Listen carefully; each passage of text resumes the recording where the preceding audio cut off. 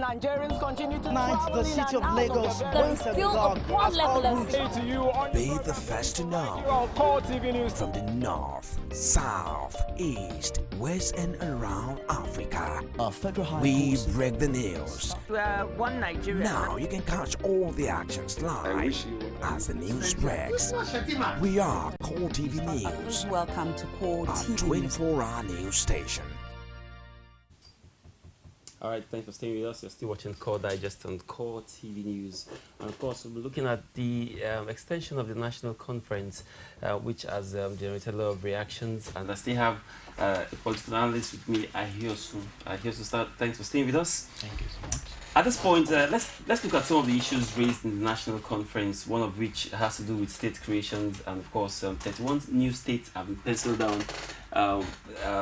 The South says they need 6, the Southeast said they need 6 more states, while the North Central wants additional 5 states that to add with what we have in some other states. At this point, do you think there's any importance? What's the importance of creating new states? Is it necessary to have these states? The idea of state creation is as old as Nigeria itself. This subdivision of Nigeria from we started with the north and south divide. Later the south was split into east and west, and from the old western region then we had the midwest, and in 1967 these regions dissolved into the 12-state structure. We started having states as subnational entities, as units of government in 1967, courtesy of the administration of General Yakubu Gowon. Now, the problem of state creation actually started in 1976, when the issue of viability of state that is being created was removed. In other words, before 1976, before a state will be created, it must be viable. It must be able to sustain itself. But as from 1976, that viability requirement was removed. And what have we had since then? As long as the federal government is buoyant, as long as the federal government can sustain the state, you can create the state. In other words, as from 1976, we now have states depending on federal government support, depending on grants from the federal government to sustain them. That is one. Number two, states have now become having of a lot of political for people to get political relevance and prominence, and states have also become having of corruption. So everybody now wants states. We want our state. We want our state.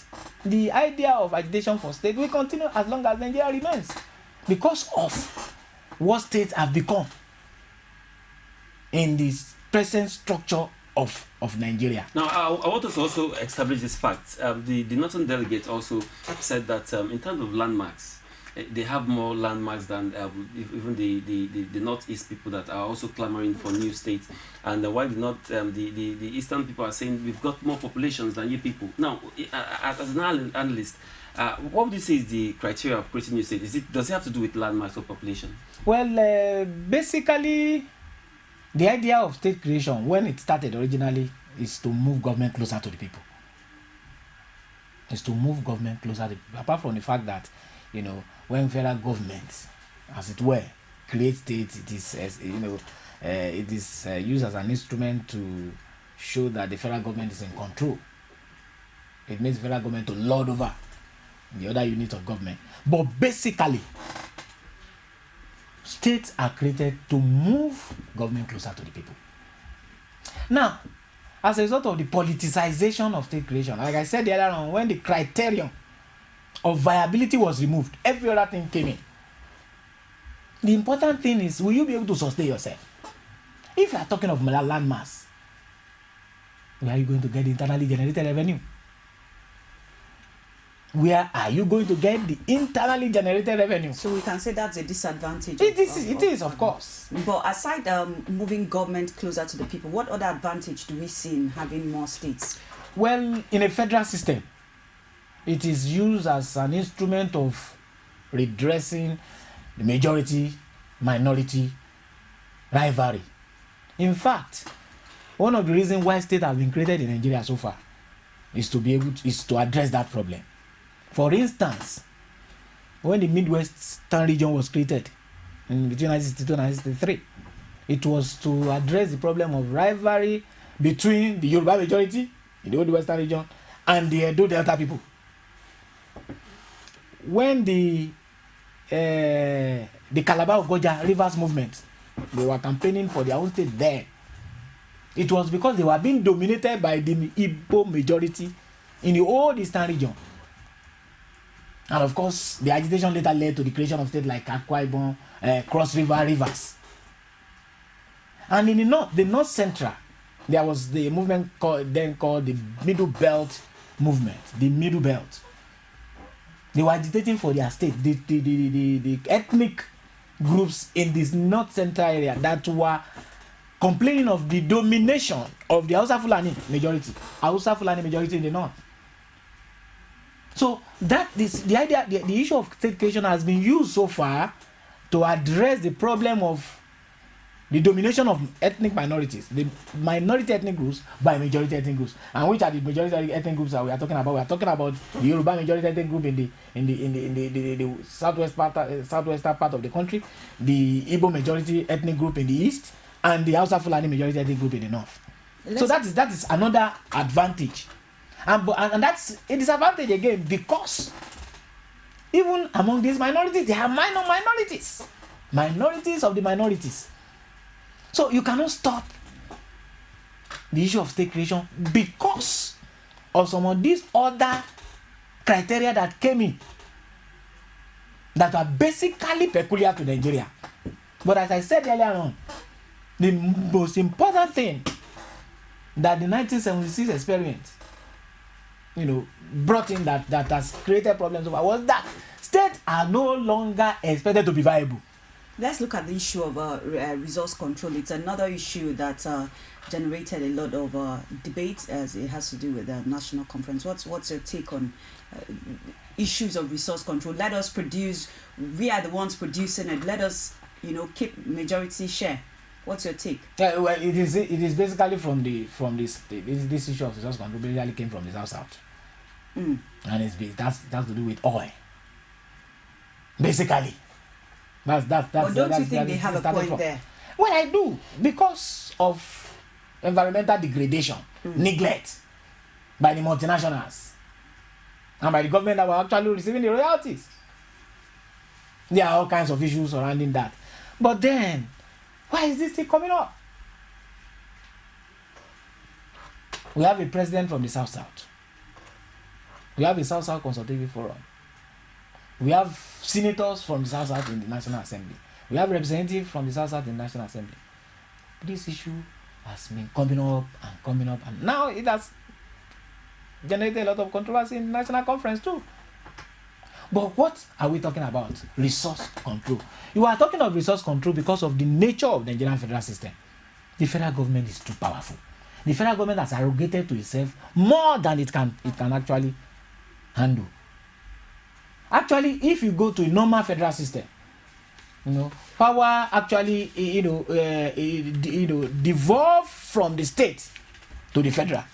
It is the state that actually determines what happens to the federal. But in our own federal system, it is the federal system, the federal government, that determines what happens to the state. Actually, we don't have a federation, as it were. It's what they call the federation account. It's actually a federation account, federal government account. Federal government has too much in its coffers. Federal government has too much money. It has arrogated to itself too much responsibilities, and that is why it is arrogated to itself too much resources. Is it the oil thing that actually led to this problem of resource control clamor?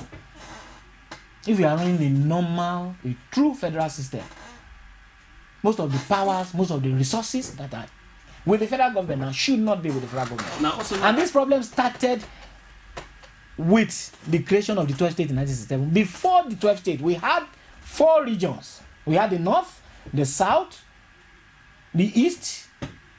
We had the north, the east, the west, and the midwest. They were self-sustaining.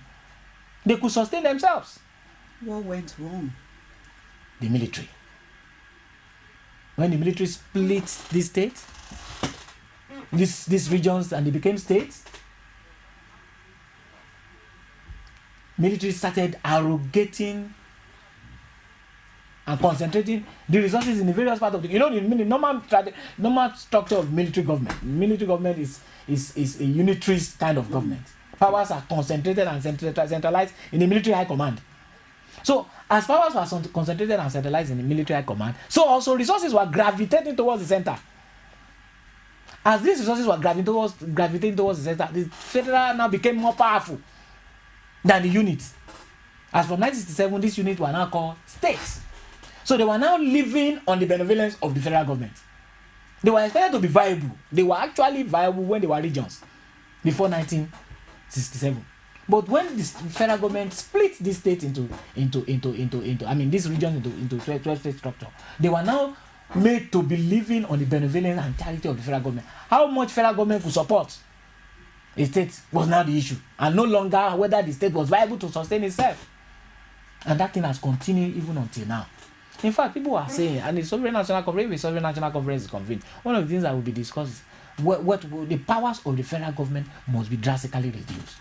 And when to reduce the powers of the federal government drastically, you must shed the resources that the federal government, the enormous resources in the coffers of the federal government. Shedding some powers from the federal government, don't you think it may have an adverse effect somehow? How is it going to have an adverse effect?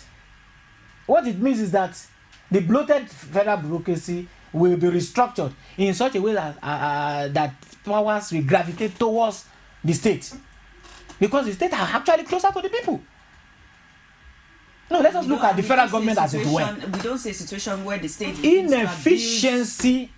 What is responsible for privatization and commercialization, or let us say privatization as it were?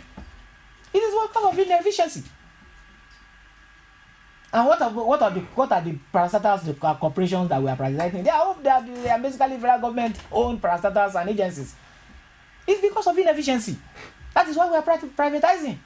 Apart from the fact that the world is gravitating towards a liberal economy, a market control economy, where the forces of demand and supply will determine what is produced, what is sold, what is bought, and so on and so forth. In our own case, privatization basically was motivated by inefficiency of federal agencies and federal institutions, federal parastatals. That's why we are privatizing there. Now, one of the things the Northerners are also clamoring for is still has to do with the resource control. They said the Northern delegate said unless the 1999 Constitution was amended to take away the ownership of minerals from the government, total control from any state was a breach of Convention of the Federation.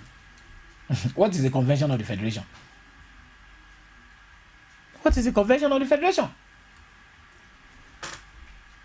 We are talking the North. You see, the problem we have. You see, the North. When the president was talking in the inauguration speech, when this convoy was being inaugurated by the president said, "Let yesterday be for yesterday. Today is for today." In other words, the politics that we have practiced yesteryears should not be brought into the present realities if we are to move forward. Imagine demands are being made by people that are nominated, not elected. Regional demands are still being made, primordial demands. Northerners are making demands. We want this state, we want that state. Despite the fact that these people are nominated, they were handpicked, they were not elected by the people from the North. They were still making sectional demands. The same applies to the other part of the country. Despite what the president said in his speech, that primordial sentiments, parochial sentiments should not come up during deliberations at this conference. But don't you think as Nigerians, all states deserve to have equal share of natural resources? We cannot have equal share because we are not equally endowed. True. If you look at the history of Nigeria, the South is relatively richer. The South is relatively richer. Go and look at the history of resource. Go and look at the resources that are bound in different parts of the country. The South is relatively richer. That is why the South prefer the use of the criterion of derivation. The derivation is like you get based on what you give. In other words, what you contribute to the coffers of the federation account will determine what we get. But the North prefers the criterion of land mass, because the size of the North put together is bigger than the South. That is why the South always clamor. The North always clamor for the use of land mass. But what do you get from a land that does not actually, you don't have resources that really, when we are talking of mineral resources, apart from agricultural produce here and there. Somebody has said before, a renowned lecturer of political science in Nigeria, I will not mention his name, that he has traveled from the south to the north. He has sat at the back of luxurious buses, and he looked here and there to see where these people are, but he didn't see human beings. He was referring to the north. He saw grassland, barren land here and there, but he didn't see people. Let's look at the issue of local government. Okay. Now, at the conference, they have proposed a scrap of the local government. What's your take? That would be a most tragic political decision that will ever be made by a political conference, a conference of whatever name you call it in the history of Nigeria. Why do you say so? I will say so because people that are recommending or proposing the scrapping of the local government in Nigeria are ill-informed. They are ill-informed, or they are maybe acting out the script. But how effective has our local governments been? That is where I'm coming to. You don't scrap the local government when you of course know that the problem that we have in Nigeria in terms of governance and delivery is that government is too far from the people. Which unit, which level of government is the closest? It's the local government. Go to some local government today, you see some roads that have been tarred. You see markets that have been constructed. Healthcare services that have been delivered, primary healthcare and so on and so forth. If you scrap the local governments that we have now, most of these states, the state structure, state government, they are far away from people. But then how would you say local government has been very close to the people? Because just like you're citing some examples of some local government that have had their own fair share in development, but some local governments can't say same because there's a lot of people tell you they don't even know their chairman. They don't even know their chairman. So some councillors just exist in their payroll. It is not the problem with state government alone. Local government alone. The same thing with state and federal government. You see, the problem we have is that most of those that we have been electing, as it were, to government have not been responsible and responsive. It is not only some local government that are not responsible. Some state government are not. The same thing applies to federal government. It has to do with the kind of democracy we are practicing. It has to do with the kind of election, the kind of election and election result we have in this part of the world. Most of the government that we have in power are government that are completely separated from the generality of the people. They live an aristocratic life. After being elected, when they want vote, when they want to be elected to government, they go out, they do every other thing they could do to get people's vote. They make all kinds of promises, but as soon as they are elected, they begin to live an aristocratic lifestyle. It is not only the problem is not peculiar to local government. We have the same problem with state government. And do you know that there are some states in Nigeria where people are actually saying we have responsible government? Lagos State, people say, well, very good government, responsible, responsive. People also make reference to Akwa Ibom State and Rivers to some extent. But then there are some other states too that are completely non-performing. They are incompetent. They are not delivering. Why some are? The same thing applies to local government. There are some local government that are actually delivering, while there are some that are not. What we need to do is to reposition the local government. How do we reposition the local government? Now, the local government system that we have now, according to the constitution says that the constitution guarantees a system of local government that is democratically elected and basically midwife by the state government. But should we continue that? Should local government be tied to the the power that be at the state level? The problem we have now is that the power that controls the state government, more often than not, dictate what's happened to all the local governments in that particular state. And where we have local government that are not cooperating with the power that be at the state level, the risk being dissolved. The local government structure, the political structure of that local government is being dissolved. That is the problem that came up with the in some states where that had running battle with the local government, that were not actually working in tandem with the political party controlling the state government. What did we have? We had caretaker local government that were put in place more than required by law. That is why in most states now, what the state government always do is to ensure that it is in control of what happens in local government. But according to the spirit and letter of a federal constitution, the kind of federal constitution we are supposed to have, even if it is the state government that must see to the operation, funding, the operation and structure of local government must not be a rubber stamp. Must not be a rubber stamp in the hands of state government. Local government must have a life of its own. Okay, in other words, you're still sticking to I am sticking to, yes, we must retain the local government, but we must reposition it to be able to have a life of its own.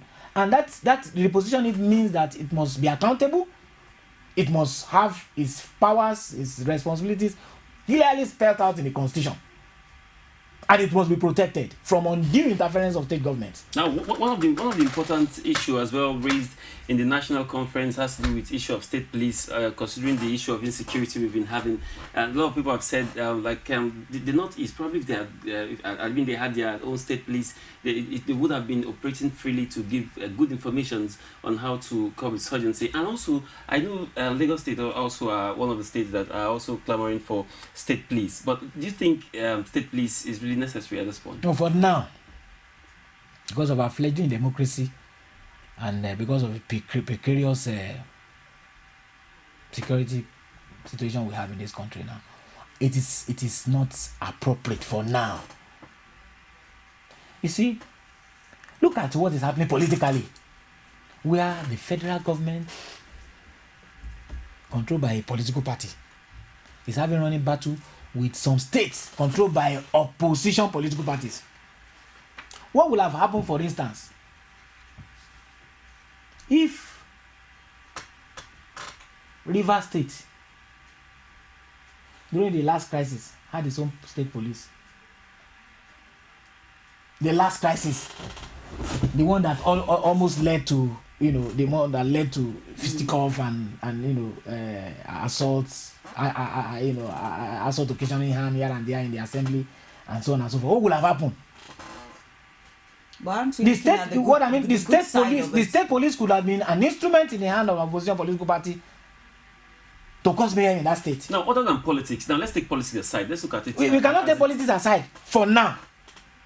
There is virtually nothing, and there is virtually no facet of our national life that there is nothing. There is no politics there. If we have a true federal system where power actually gravitates from the state to the federal, where most of the state are self-serving, where most of the resources and powers are not in the hand of the federal government, then we can begin to talk about state police. But for now, you will be calling for a revolution, and we will be calling for a crisis of that we may not be able to manage if we force it upon the political system or process. I mean state police now. If we impose it upon our political system. Should we rather say community policing? You see, community policing is on. Community policing is on. We have a lot of the neighborhood vigilante here and there. That is on. The problem is this. Do you know that even the Nigerian security apparatus, as it were, is understaffed? Do you believe that the total number of policemen that we have in the country should not be up to 500,000. Look at this problem of Boko Haram that we are talking about. Do you know one of the things the federal government is now doing is that they are recruiting more soldiers?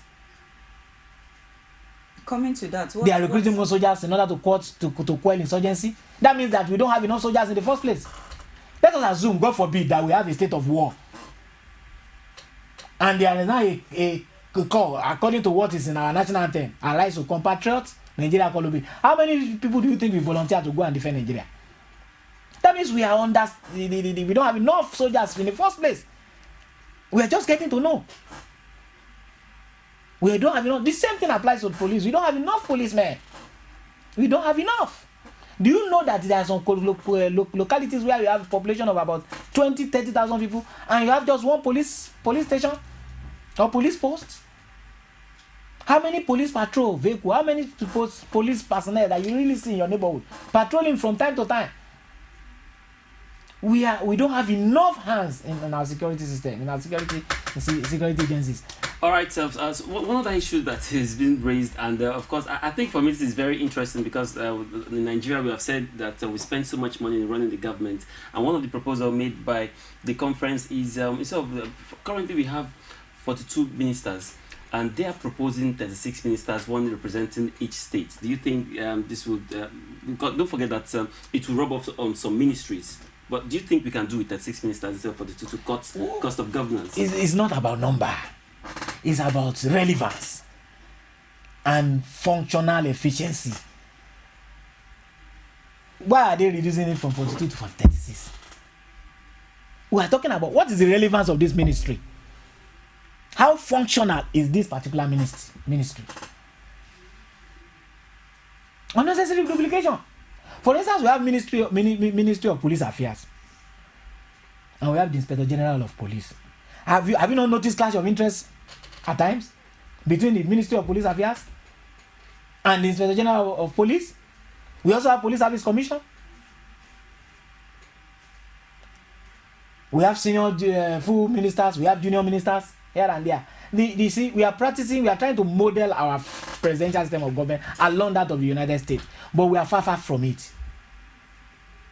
We need to do an audit of all federal agencies, of all agencies and institutions, to know what is the relevance. In fact, that is one area that I feel the National Assembly must.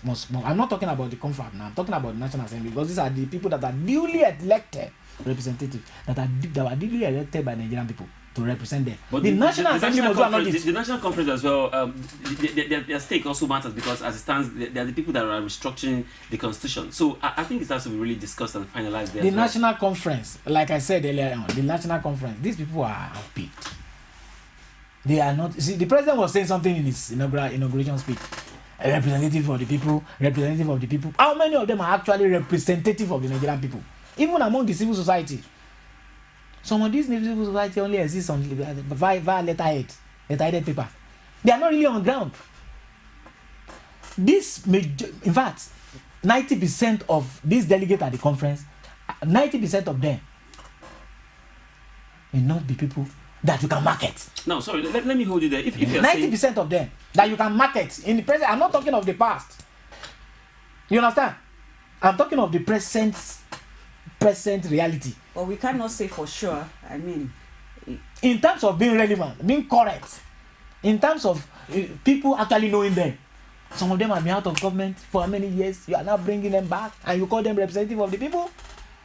Some of them were military governors, military administrators, and you call them representative of the Nigerian people.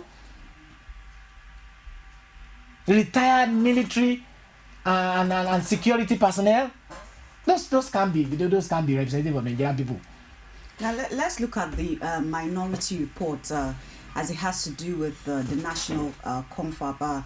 Ms. Briggs, she did present her minority report after the committee's co-chairman Victor Attah and Ibrahim submitted the main report, and of course there were voices that no, it's not accepted. But what's your take? Do you think these minority reports can actually say something relevant? You see, the issue of majority and minority report is not new in Nigeria. Even in the National Assembly, we have majority leader, we have minority leader.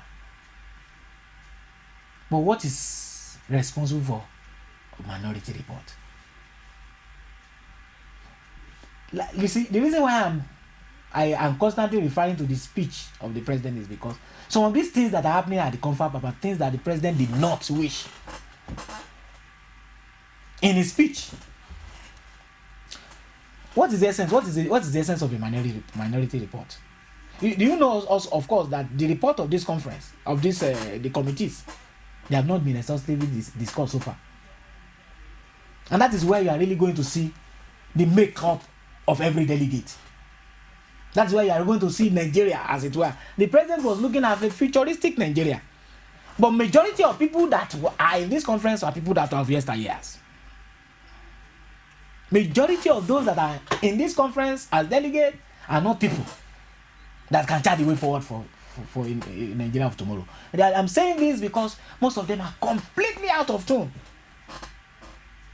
with the realities that we have on ground now, as far as politics and governance. They are bringing their experience. Do you also know that when we look at the problems of Nigeria, when we extray the problems of Nigeria, we blame most of them. There's hardly any, if you do a honest assessment, objective assessment of the precarious situation of Nigeria today, you will blame it on past leaders.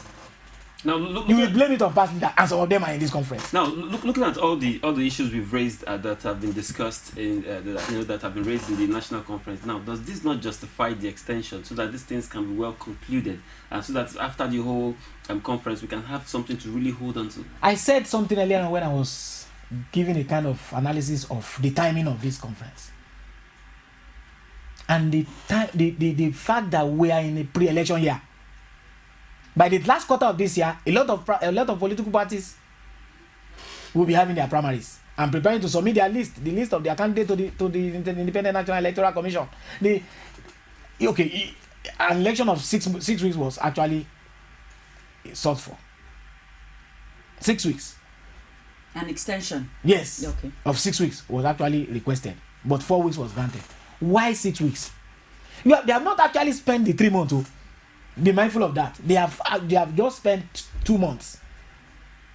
This is the second month. They are just entering the third month. Meanwhile, they are asking for 6 weeks. It is. How do we place that? You are not in the last week of the third month. Yeah, but they can foresee. They can foresee the workload. What? Okay, you are talking about what? Do you have timeline? Do you have a measuring and monitoring arrangement to ensure that there is timeline for every assignment that is given? Do you have a periodic assessment to determine whether certain goals have been met? Is it on a weekly basis or on a fortnightly basis? These are the issues. There was nothing to show at the beginning of this conference to suggest that we have specific timeline for every goal, every assignment, everything that will be discussed, so as to know when the report are supposed to be coming in. It was when this matter, they realized that we have not really gone far. Let us now go on the offensive by asking for extension, so that they are not boxed into a corner by the time they enter the third month of the conference. Why did the government grant 4 weeks? 6 weeks was requested for. Government granted 4 weeks. Did anybody take time to explain to us why 6 weeks was actually asked for? Why did government grant 4 weeks? If care is not taken, this conference may drag on till the last quarter of the year. And if government does not want it to happen like that, they will hurriedly package a report that will be presented to government. And government will also hurriedly send something to the National Assembly. And that is when you will now see National Assembly looking at what they should have looked at. Because before this idea started, before the president mooted the idea of having the presidency should have initiated consultation with the National Assembly to know how, because eventually if you are looking for an amendment to the Constitution via the recommendation of this conference, it must be routed through the National Assembly. Even if you are going to have a referendum, the National Assembly is going to have an important role there. Because the major thing that has to do with the amendment of the Constitution must come or must be revived by the National Assembly. And for now, the National Assembly is silent. The National Assembly is silent. Do you also know that most of these things that we are talking about at the conference, most of the issues that are being looked at, examined at this conference by the various reports, the same time being examined in the National Assembly? So what's issue of resource control, what's the implication state of police, unnecessary duplication, unnecessary duplication, and wasting of resources. Are you saying at this period that we are having national conference, the National Assembly should have been resting? No, there is no need for national conference. If you are going to have a national conference, it must have come earlier than now. We are running a time-bound presidential system of government. The elections are held every 4 years. We are in a pre-election year now. You know how volatile this period is. Most of the people that are in and out of the conference, some of them have political agendas. Do you know? Let me bring in this. Chief Olusegun Oshomba, respected former governor of Ogun State, crisscross Abuja and Ogun. Is part of his mind is in Abuja. Part of his, because of what is the problem in Ogun State now, Ogun State APC. Chief Olusegun Oshomba is having political rivalry, political battle to sort out with the incumbent governor, Senator Ibukula Amosu. And at the same time, his mind is at the conference. He's expected to be making contribution and input at the conference. This has divided attention. But we'll hold you there, Olatubosu. Thank you so much for being in the studio and sharing this with us. Yeah, you're welcome. We do hope that when we come again, knocking at your door, you'll be very willing to come back. Absolutely. And with that, we wrap off Core Digest this morning. It was nice having you stay on till the end of the program, Brownson. All right, a very good one. And of course, just like I can only hope that the national conference will really give Nigerians the desired result that we all expect. I sincerely hope it doesn't drag till till the end of the year. Anyway, but that's our program for today. We want to appreciate all of you for your comments, and I'm sure by tomorrow we'll be able to read some of your comments on Facebook and on Twitter, and of course, share some more thoughts with you. My name is Brownson Uwana. I'm Gift Ogette. Do not forget our Facebook is www.facebook.com/Core TV News, and also Twitter, it's at Core TV News NG. Bye-bye. We'll see you again tomorrow, God willing.